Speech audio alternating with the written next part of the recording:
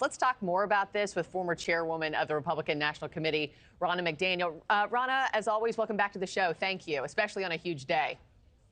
Great to be with you. Thanks for having me. And it's a very cold day as well. Freezing cold. I know it is. Let me just ask you first, straight out of the gate, President Biden just issued these 11th hour pardons. I mean, 4.5 hours before he leaves office.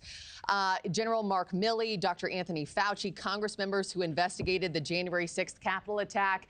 Just first, your response to that news in his final hours of office. I think it's not surprising. And I think he had an understanding that there were going to be investigations, especially into people like Adam Schiff, who had lied to the American public, misled them, said that he had evidence against President Trump that he did not have. He knew he was lying. You see Dr. Fauci, who would be held accountable for things that he said to the American public during COVID. What I do think it signals is that Joe Biden believes that there's culpability here. And that is why he had to issue these preemptive pardons. What do you imagine we'll hear the response sound like from President Trump? I mean, he will sound off on this, I would bet, here in the next few minutes or so. What are you anticipating his response to this news being? I think a lot of Republicans across the board are going to say, if this had happened under President Trump, if he had preemptively pardoned people, the Democrats would have gone nuts. This is in line with Joe Biden, who said he wasn't going to pardon his son, and he did. And now he's taking it a step further in his last acts as president to preemptively pardon people who lied to the American people and caused a lot of harm to our country. Yeah. Well, thank you for commenting on that. That just coming in here within the last 10 minutes or so. You know President-elect Trump very well, better than most people do. He's promising a brand new day for America. I imagine you're taking this day to kind of reflect on this moment in history, and also what a comeback moment this is for not only him, but the Republican Party as well. I've been thinking about 8 years ago when we had 500,000 protesters and a country that really was resisting President Trump and the will of the American voter. And this time it's so different. I was at an event last night and all these tech giants are there and people who did not support him during his presidency, some of them not even during the last 4 years, some of them not even during this last election. And now, boy, have the tides turned. And I think he's going to be able to accomplish a lot.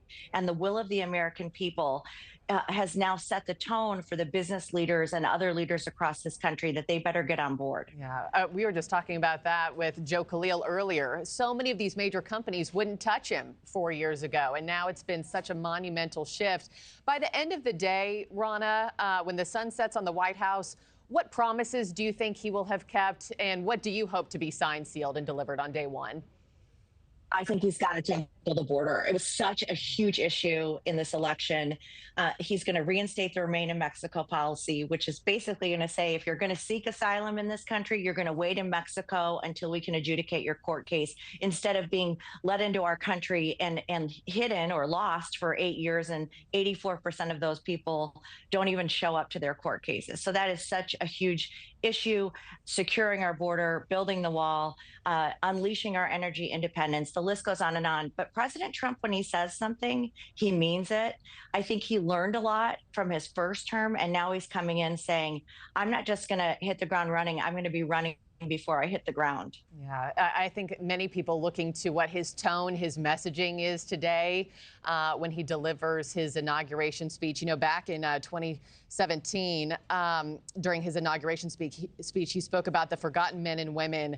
What themes are you really hoping that he hits on today as he looks forward now to the next 4 years and not backwards?